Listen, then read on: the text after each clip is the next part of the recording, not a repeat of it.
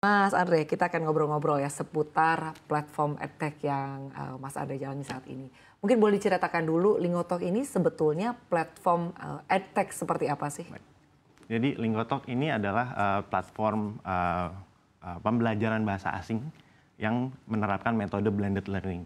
Jadi kami lahir di tahun 2020 gitu ya, pada saat COVID era. Di masa pandemi ya? Masa pandemi, benar-benar exactly di masa pandemi. Jadi kami di sini benar-benar menerapkan metode yang sekiranya paling efisien dalam e-learning dan juga menangkap pasar yang ada di Indonesia. Jadi kami coba lihat dari beberapa industri dan beberapa segmen pasar dari K-12 atau segmen sekolah, lalu kemudian universitas dan juga di adult professional learning atau corporate training. Jadi ya long story short selama 4 tahun itu kami sudah serve di ketiga segmen tersebut. Baik, lalu sebetulnya sampai dengan saat ini bagaimana sih tren penggunaan platform blended learning di Indonesia ya? Artinya potensinya untuk terus tumbuh di masa depan seperti apa? Karena kalau di masa pandemi memang kita kan pembelajaran dilakukan secara online. Tapi sekarang sudah mulai kembali lagi tatap muka. Nah, Anda sendiri melihatnya potensi blended learning ke depannya seperti apa? Ya, saya melihat potensi blended learning apalagi di era pandemi ya, di saat COVID, kalau untuk K-12 itu sangat meningkat gitu ya. Banyak sekali sekolah-sekolah yang mempromosikan blended learning atau hybrid learning kepada masyarakat gitu ya, untuk anak-anaknya bisa coba adapt atau coba adaptasi di metode blended learning. Tapi definisi blended learning di sini pun sebenarnya cukup luas. Kebanyakan mungkin orang melihat definisi blended learning itu hanya sebatas online dan offline. Tapi yang kami ingin terapkan di Lingotalk itu adalah definisi yang bukan hanya hybrid online offline, tapi juga metode pembelajaran dari e-learning, digital learningnya juga. Gitu. Jadi kalau misalnya dibandingkan dengan K-12, adults dan professional learning ini masih cukup sedikit pemainnya. Jadi yang kalau masuk di corporate training kita masih cukup sedikit. Tapi secara kompetisi memang kita sudah bersaing secara global juga. Jadi beberapa klien kami yang kami lihat memang masuk banyak sekali pemain-pemain nggak hanya dari Indonesia yang masuk ke pasar Indonesia karena mereka tahu blended learning sedang meningkat.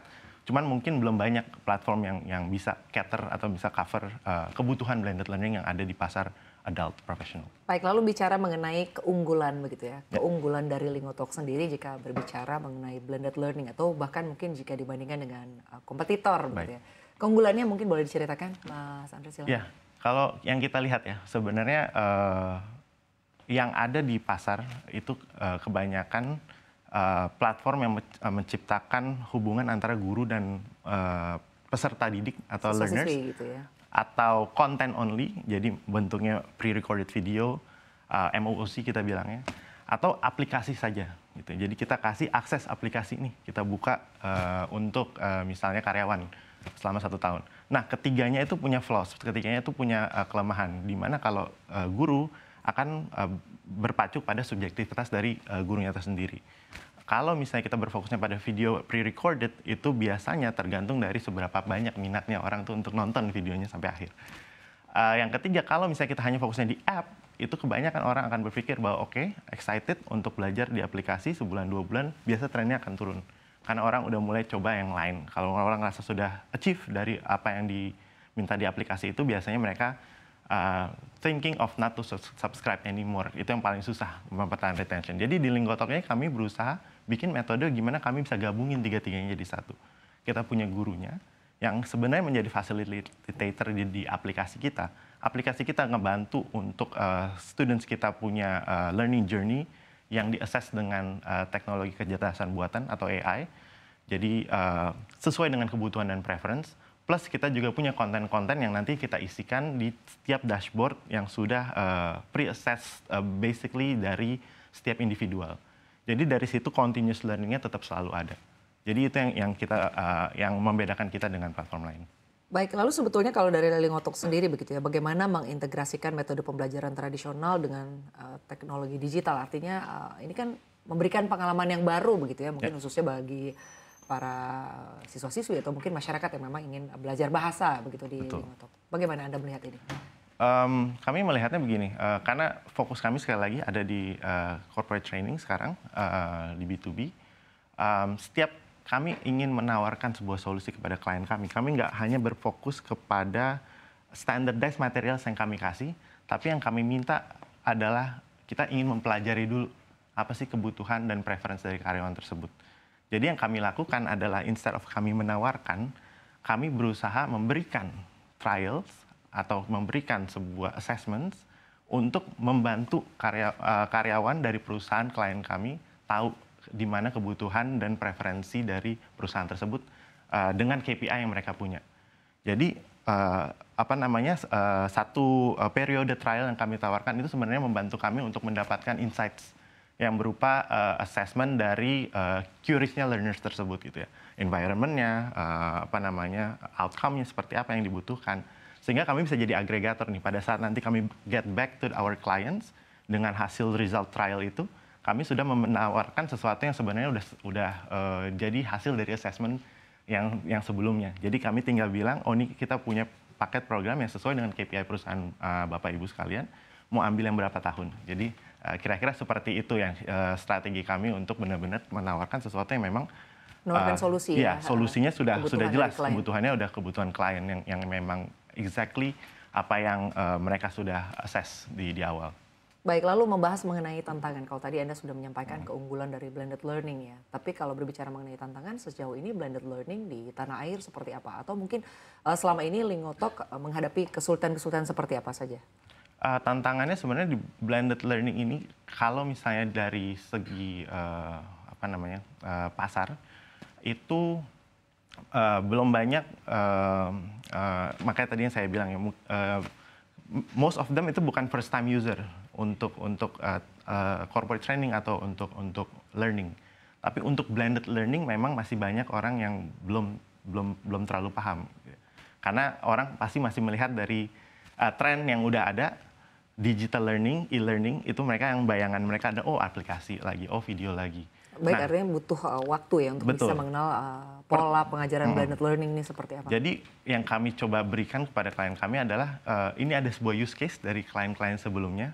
Mereka pakai yang metode lama atau konvensional seperti ini hasilnya. Dengan kami, ini hasilnya seperti ini. Jadi kami tunjukkan perbedaannya dari situ sih sebenarnya. Cara kami educate dan cara kami membuat mereka supaya lebih terbiasa dengan metode baru di blended learning ini adalah dengan use case yang ada dulu sebenarnya. Baik, kalau tadi Anda kan menyampaikan terkait dengan mungkin metode pengajaran dan juga konten-konten yang diberikan ini diberikan sesuai dengan kebutuhan ya dari perusahaan-perusahaan tertentu. Artinya memang dari Lingotalk sendiri memberikan solusi begitu atas kebutuhan dari klien Anda. Tapi sejauh ini terkait dengan konten-konten dan juga metode pengajaran yang secara umum begitu ya, di luar daripada yang memang mungkin menjadi request dari perusahaan-perusahaan atau klien itu seperti apa sih? Artinya konten-konten dan juga metode pengajaran yang ada di apps-nya itu sendiri sejauh ini seperti apa? Kebanyakan fokusnya klien kami adalah ke communication gitu ya. Karena mereka melihat platform kami sebagai platform bahasa asing, bahasa Inggris utamanya, walaupun kami juga ada bahasa lain. Tapi kendala utama yang mereka hadapi di perusahaan mereka adalah communication dari karyawan sendiri untuk mencapai KPI yang ada. Jadi biasanya kami akan serve divisi-divisi yang akan berhubungan langsung dengan pekerjaan-pekerjaan yang membutuhkan komunikasi yang baik.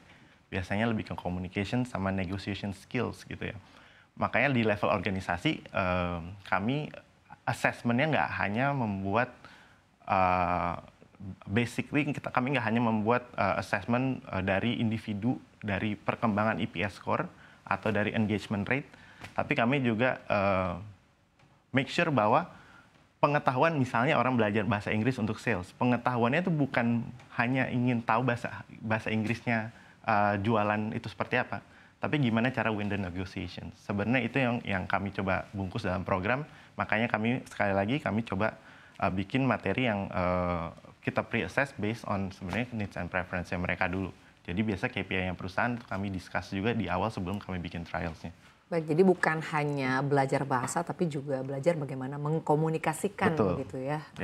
Artinya dari bahasa itu sendiri. Nah, kalau dari fitur dan juga artinya yang ada yang interaktif dan juga inovatif dari Lingotalk sendiri seperti apa sampai dengan saat ini? Fitur-fitur apa yang menarik atau mungkin fitur-fitur yang ditawarkan selain tadi kan Anda menyampaikan bahwa ada beberapa mungkin kita bahasakan saja kurikulum gitu ya, metode pengajaran yang menarik seperti apa yang ditawarkan oleh Lingotalk? Fitur kami sebenarnya lebih untuk ngebantu apa namanya organisasi ya. Jadi kami pengen menyesuaikan fitur-fitur itu agar sekiranya bukan jadi fitur yang cuman beauty contest aja pada saat mereka lihat gitu ya, tapi lebih kepada penggunaannya. Contohnya, sebenarnya kalau di sebuah perusahaan mereka mau meningkatkan bahasa Inggris dari karyawan-karyawan mereka, itu bukan hanya secara teori mereka naik nilainya. Kami ada assessment-nya, IPS score yang map dengan IELTS dan TOEFL, tapi sebenarnya bukan itu tujuannya. Tujuannya adalah mereka bisa komunikasi, ya kan? Dengan cara apa mereka bisa komunikasi? Mereka butuh ada teman ngobrol. Mereka belajar kalau sama kita atau mereka belajar di tempat lain seminggu sekali ketemu guru, ketemu aplikasinya. Habis itu mereka nggak ngomong bahasa Inggris lagi. Jadi practicing itu juga penting. Jadi kita mau buat satu fitur di mana kami punya sebuah community based learning di dalam perusahaan, di each company-nya sendiri dengan tim customer success kami. Jadi di setiap company itu memang learning journey-nya kita bukan hanya desain, oke, ada guru, ada materi, ada kurikulum, ada video, tapi kami juga membuat sebuah community di mana nanti misalnya ada events, ada debate competitions, ada showcase. Nah, itu di setiap company itu kita cater. Jadi learning journey-nya itu semuanya lengkap. Dan mereka jadinya nanti begitu selesai program kami akan udah punya bukan hanya skill tapi kebiasaan juga gitu ya untuk berbahasa asing, berbahasa Inggris secara natural.